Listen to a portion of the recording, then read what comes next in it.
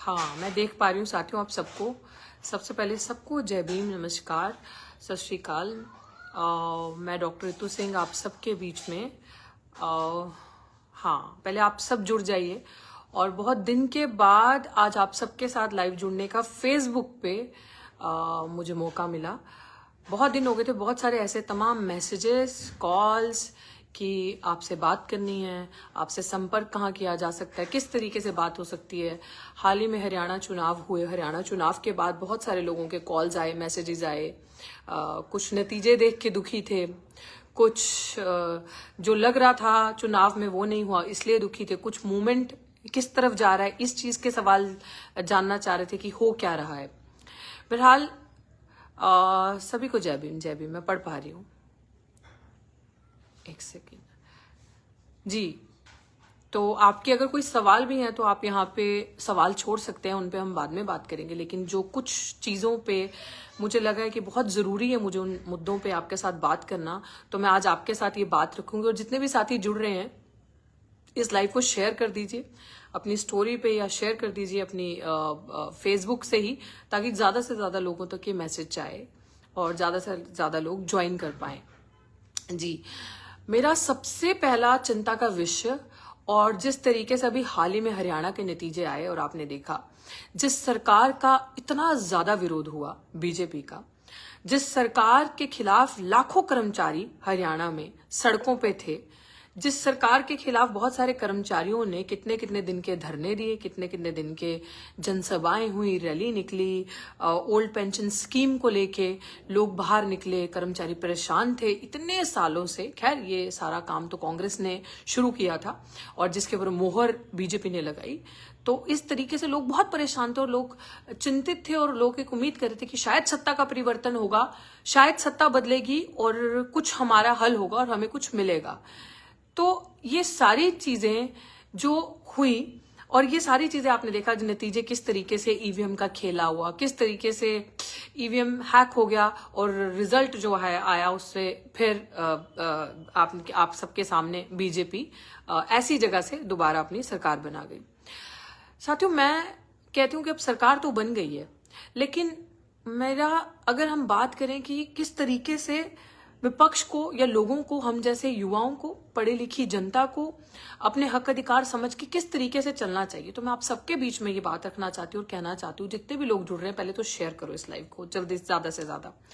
हरियाणा के लोगों से मेरी रिक्वेस्ट है, और खासकर जो वहां पे अपने आप को, और विपक्ष की बड़ी पार्टी उमड़ के कांग्रेस पार्टी आई और इतनी बड़ी बड़ी जनसभाएं उन्होंने करके दिखाया कि पूरा जनसैलाब हमारे साथ है। अब आप लोगों का एक काम है, और बाकी पार्टी से भी, हम तो, हमारी पार्टी, हम लोग तो रात दिन अपने समाज के लिए, बहुजन समाज के लिए, सभी के लिए, जितने भी लोग हैं 92% लोगों के लिए उनके हक अधिकार दिन रात मांगते रहते हैं।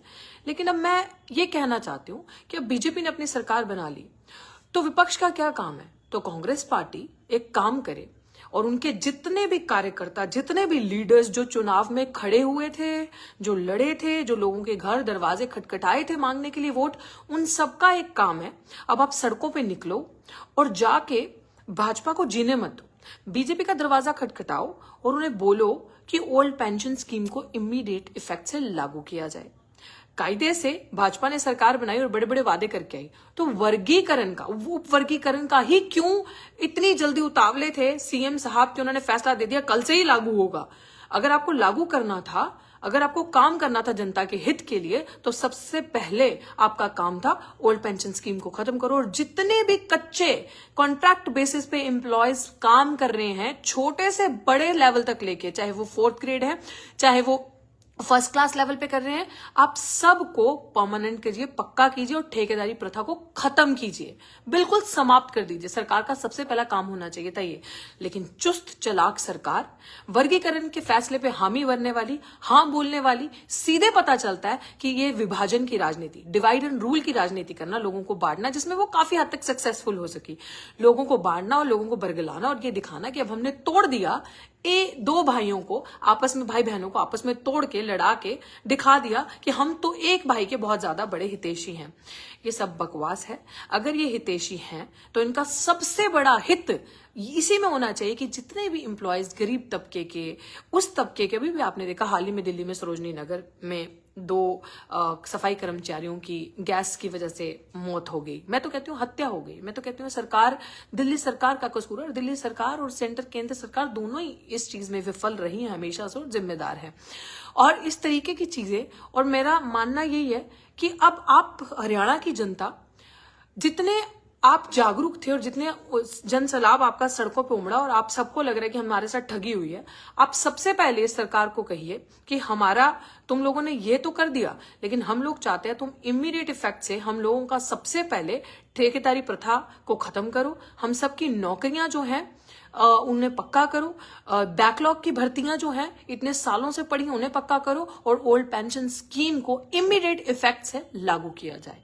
नंबर 1। और ये सबसे बड़ा रोल इसमें विपक्ष की पार्टी का होना चाहिए, जो कांग्रेस पार्टी है। उतरो सड़कों पे, जो वादे करके अपने मैनिफेस्टो में लेके इतनी बड़ी बड़ी जनसभाएं करी थी, इतने बड़े बड़े लोगों के साथ वादे किए थे, उन सब चीजों को लेके उतरो और ये सारी चीजों की मांग करो सरकार से। तब हम समझेंगे कि तुम किसी और जगह सरकार बनाने लायक हो या सिर्फ खाली वादे ही करते हो। खैर, वो तो तमाम हम सोशल मीडिया पे वीडियोज देख रहे हैं कि जो एक माहौल बनाते हैं कि डरना नहीं है, वो खुद ही सबसे ज्यादा डरते हैं। और दूसरी चीज, दिल्ली के चुनाव, आप सबके सामने दिल्ली के चुनाव सर पे हैं, और मेरी आप सबसे ये रिक्वेस्ट है कि दिल्ली की जनता होशियार रहे। दिल्ली की जनता को सतर्क रहने की जरूरत है। आपको याद है कि पंजाब में, दिल्ली में भी हम बहुत अहम रोल पे एक लड़ाई लड़ रहे हैं, लेकिन उसके पिटिशनर कोई और है। पंजाब में जो ये पिटिशन मैंने डाली है, और इस पिटिशन पे मैं लड़ाई लड़ रही हूं, इस पे मैं काम कर, साथियों 1 मिनट, 1 सेकेंड, कॉल आ रहा है, अर्जेंट कॉल है, अर्जेंट कॉल है, देना अर्जेंट कॉल, जल्दी, give it to her, give it to her, give it to her, maybe they are coming,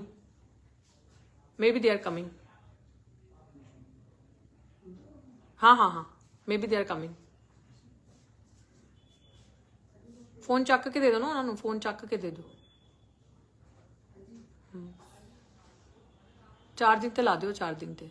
साथियों सॉरी, ऐसा ही होता है। और हाँ जी, तो कहाँ थे हम लोग जी?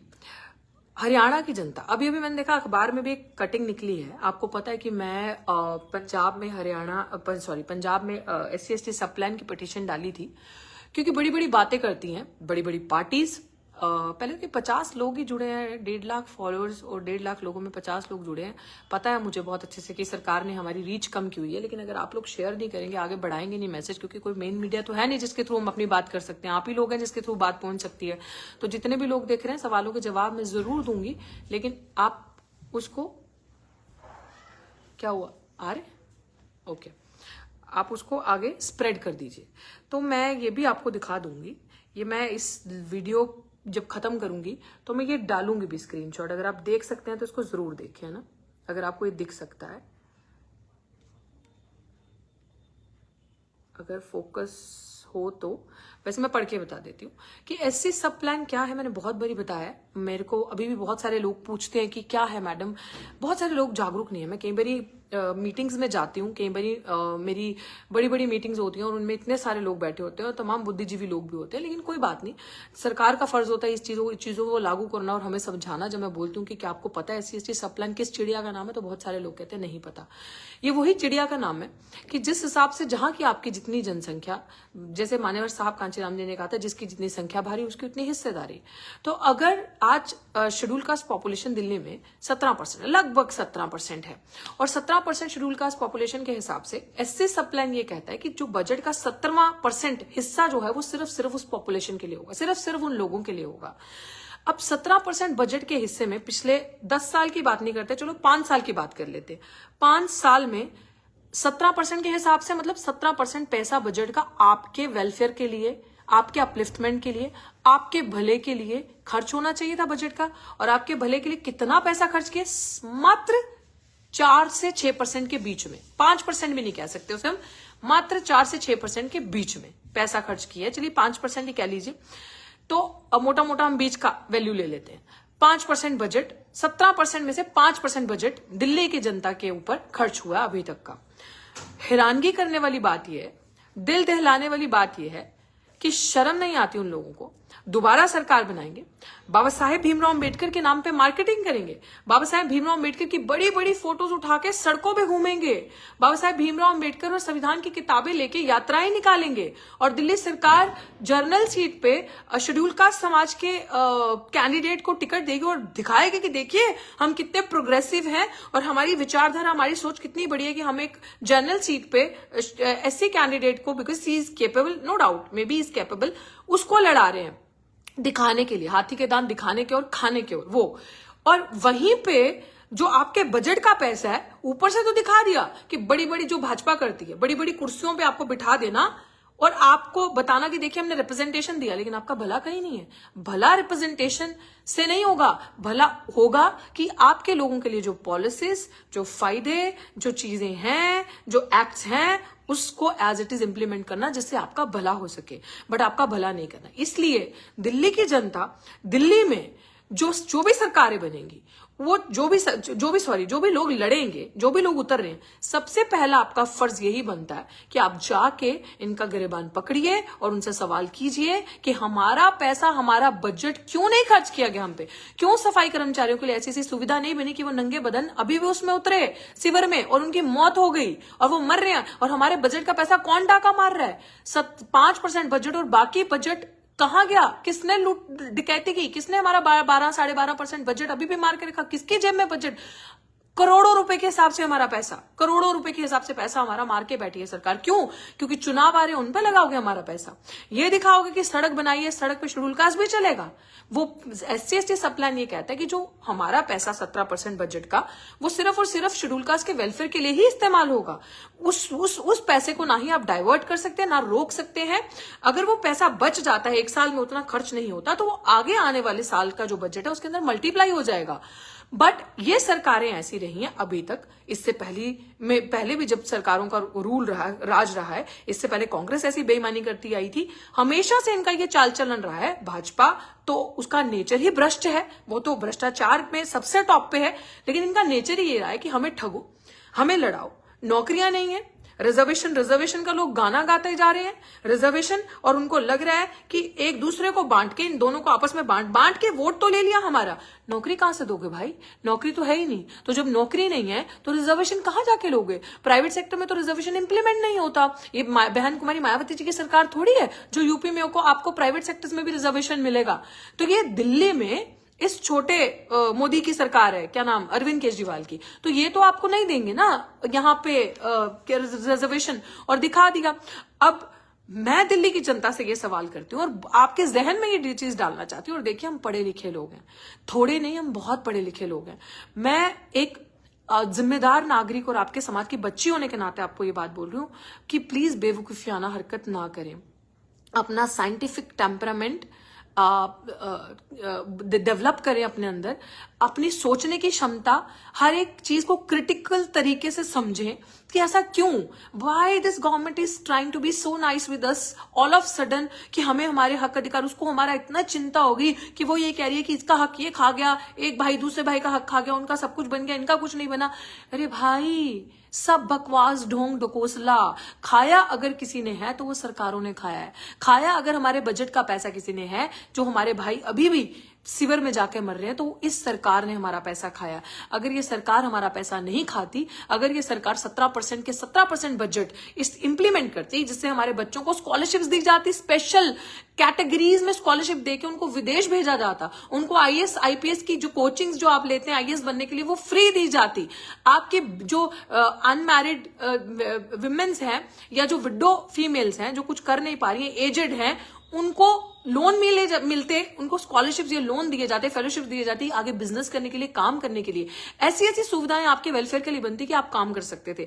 बट ये लोग ऐसा कुछ भी नहीं करेंगे और आपको दिखाएंगे सिर्फ तस्वीरें बेच के। मैं एक बहुत ही क्रिटिकल वे में आपके बीच में ये बात रख रही हूं। Doctor Ambedkar never fought for specially never fought for की मूर्ति पूजा, and you will never read anywhere the articles, you will never read in any way that doctor Ambedkar had said कि हमें मूर्ति बचानी और सावित्रीबाई फूले की या महात्मा फूले की मूर्तियां लगा के हमें पूजा करनी और मूर्तियों के लिए हमें लड़ना है? नो, उन ही मतलब हमारी तो औकात ही नहीं हम उनके बारे में बात करें। उन्होंने पढ़ने के लिए कहा, उन्होंने बताया कि किस तरीके से सरकारें आएंगी, आपके वोट का गलत इस्तेमाल करके आपको ठगेंगी, आपके बीच में से ही लोग दलाल निकलेंगे, they will ditch you. This is what मानेवर साहब कांचीराम हैज टोल्ड अस। उन्होंने भी कभी मूर्तियों के लिए लड़ाई नहीं करी।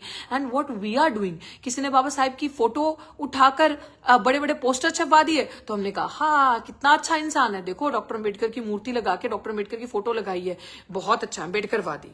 अम्बेडकरवादी अम्बेडकर को मानने से नहीं बनता, अम्बेडकरवादी अम्बेडकर की मानने से बनता है। अम्बेडकरवादी अम्बेडकर की फोटो पे फूल पुष्प चढ़ाने से नहीं बनता। अम्बेडकरवादी तब बनता है जब अम्बेडकर के अनुयायियों के साथ जो उनके लिए चीजें बनी हैं, जो अम्बेडकर के बच्चे जिनके लिए वो लड़े थे, दिन रात अपना सरबंस कुर्बान कर दिया था, परवाह नहीं करी थी उनकी तकदीरें बदलने के लिए, उसमें सिर्फ दलित नहीं आते, उसमें हमारा मुस्लिम समाज भी आता है। क्योंकि मुस्लिम समाज का जो प्यार बाबा साहब के साथ रहा था शुरू से ही, जब कोई उनके पीछे नहीं खड़ा था तो मुस्लिम समाज उनके पीछे खड़ा था।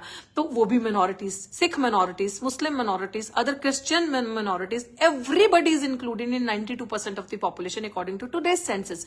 सो it's my humble request to all of you, इन फजूल की चीजों के पीछे से सिंबॉलिक जो ये जो लिज्म की लड़ाई होती है कि ठीक है हमारे लिए, देखिए हमारी पॉपुलेशन में से हमारे लिए राष्ट्रपति बना दिया, हमारे समाज के लोगों को वहां तक बिठा दिया, नहीं, हमें वो कुर्सी नहीं, वो कुर्सी हमारे किसी काम की नहीं है सोने की, जिसके नीचे कांटे ही कांटे हैं। हमारे लिए काम की चीजें हैं तो हमारे लिए वो काम की चीजें हैं जब हमारे लोगों को जो बाबा साहेब ने चीजें दी थी संविधान में लिख के, इंश्योर किया जाए कि उन चीजों का इम्प्लीमेंटेशन हो ग्राउंड पे। अगर वो पॉलिसीज, वो चीजें, वो एक्ट्स, वो रिजर्वेशन इम्प्लीमेंट ही नहीं हो रहा, when there are no jobs for you, it is just, जिसे कहते हैं ना, वेस्ट ऑफ एफर्ट्स जो सरकार कर रही है, प्रचार कर रही है आपके नाम पे, और हर सरकार ऐसा करती है।